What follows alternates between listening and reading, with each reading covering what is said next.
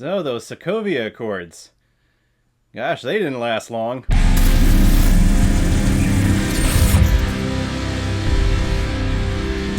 Captain America Civil War, released in 2016 and is directed by the Russo brothers, who are also behind such other Marvel projects like Captain America the Winter Soldier, Avengers Infinity War, Avengers Endgame, and then the upcoming Avengers films of Doomsday and Secret Wars. There was a point where I didn't think they were going to come back for Secret Wars, even though they had pushed and desired to want to direct a movie of Secret Wars eventually. But they're coming back, and you know what? With all of the projects that they've done in this universe, I'm super happy because all of them have really knocked it out of the park, except this one for me. And this Avengers wannabe film has an all-star cast of Chris Evans, Robert Downey Jr., Scarlett Johansson, Sebastian Stan, Anthony Mackie, Don Cheadle, Jeremy Renner, Chadwick Boseman, Paul Bettany, Elizabeth Olsen, Paul Rudd, Emily Van Camp, Marissa Tomei, Tom Holland, Frank Grillo, Martin Freeman, William Hurt, and Daniel Bruhl. After the events of all of the Avengers and other Marvel films up to this point, the United Nations thinks that it's time for the Avengers to be put in check when it comes to going out on missions, because even though they are stopping the villains most of the time, they are leaving behind a path of destruction and bystanders of innocent civilians who either lose their lives in the battle or may lose their homes in the process. So now the Avengers have a choice to either sign the what is known as the Sokovia Accords to work directly with the UN to go out on missions that they approve of, or if they don't sign, they either retire or are listed as vigilantes and will be arrested on sight. So Captain America Civil War is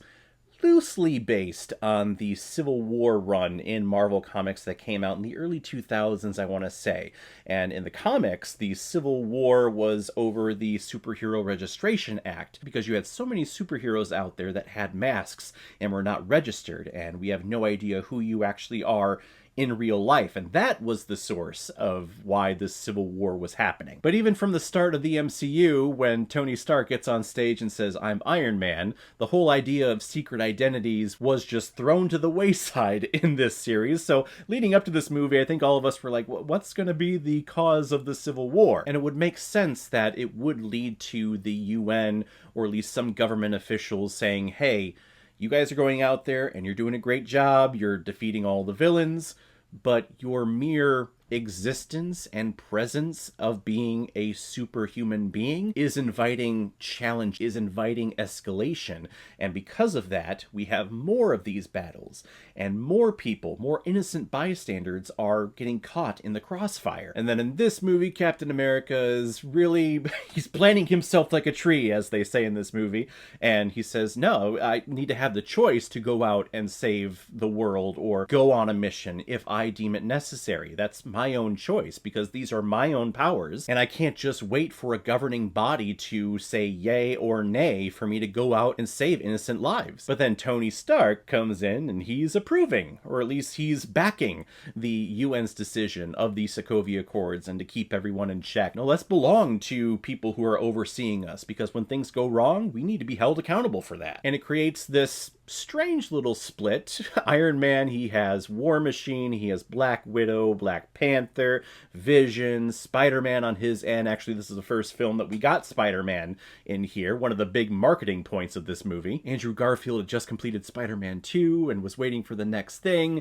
and then Sony was like, no, let's not do that, let's create a deal with Marvel Studios to have a Spider-Man, we'll recast, we'll do everything brand new, and then they introduced him in this movie. And I love Tom Holland. Tom Holland is great, but I remember at this time I felt really bad for Andrew Garfield. I still do, because I think he's an amazing Spider-Man, probably the best one. This was also a big deal at the time because Robert Downey Jr., it was unsure of if he was going to come back to the MCU to do the next Avenger film and do anything else with the MCU at all. So to have him come back and to be a part of Captain America 3 was a great get for them. The problem, though, I have with this movie is that it's not a Captain America movie. If this film were called Avengers Civil War, I know we just had Avengers Age of Ultron right before this one kicked off Phase 3, but if they would only have called it Avengers Civil War, I would have bought this hook, line, and sinker. This makes sense. This is perfect.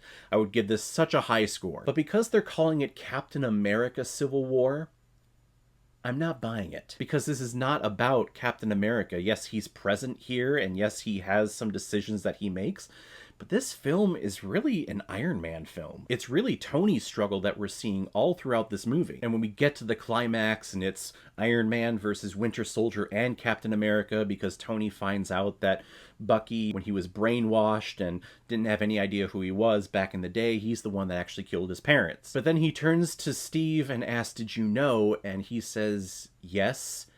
And I don't remember him ever establishing that he knew that. And I guarantee he never did. I watched these movies several times.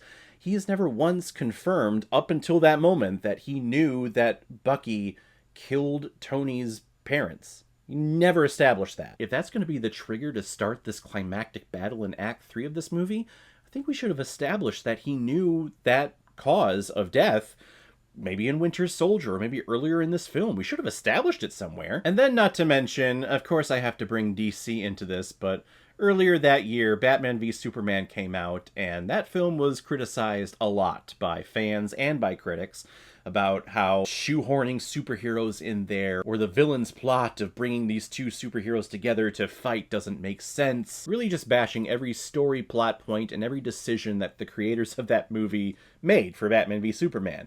But then I watched Captain America Civil War, and it's the same exact movie. Baron Zemo in this film does the exact same thing that Lex Luthor does in BVS. He's planting the seeds to get these two big figure superhero heads to fight each other, but on their own decision, or at least masquerade it as they're making the decision to fight each other. Shoehorning superheroes into it. In BVS, they had the UPS drive of the files of Flash, Cyborg, and Aquaman.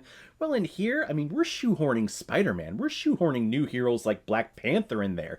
People that really have never been fully established in the MCU up until this point. There's just so many similarities, and I'm a big fan of Batman v Superman, and the fact that it was not okay for that movie, but it's okay for this movie, I don't know, it always just got under my skin. Now, I will say that the hero versus hero fight at the airport, which is that's the big marketing point of this movie, and it's the big moment that everyone references when we get here. On its own, yeah, it's awesome. That's what all superhero nerds would do with their action figures when they were kids. They would put Iron Man versus Captain America and fight each other. Batman and Superman, and they would fight each other.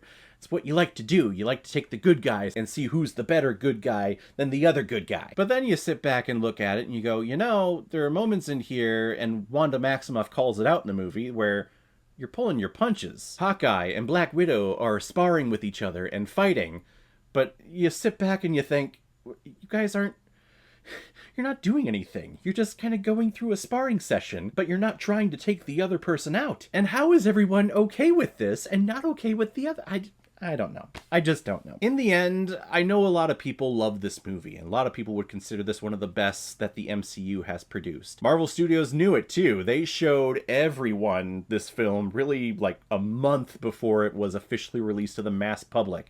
I remember every single outlet, news outlet, movie reviewer out there got to see this movie like 5 weeks early. They were confident behind it, and good for them. It did very well. It absolutely did. But I think if people take a step back and really look at this film as a whole and how it works just in general, you'll find that it doesn't really work, or at least it doesn't make sense as a Captain America movie, because it's not a Captain America movie. Again, if this film was called Avengers Civil War, I would change my tune. I would change this entire review and say this movie is awesome. It's one of the best Avengers films that they ever done. But it's not. It's called Captain America, and Captain America is not the central figure in this film. So why call it Captain America Civil War other than to complete this trilogy of films for this character? For me, it was sad, depressing, and yeah, it's a fine film. Like, it's okay. It's not the worst thing out there, but I just think that there was a honeymoon phase that a lot of people found themselves in while watching this movie for the first time, and I just wasn't buying it. I'm going to give Captain America Civil War 3 out of 5 Blu-rays.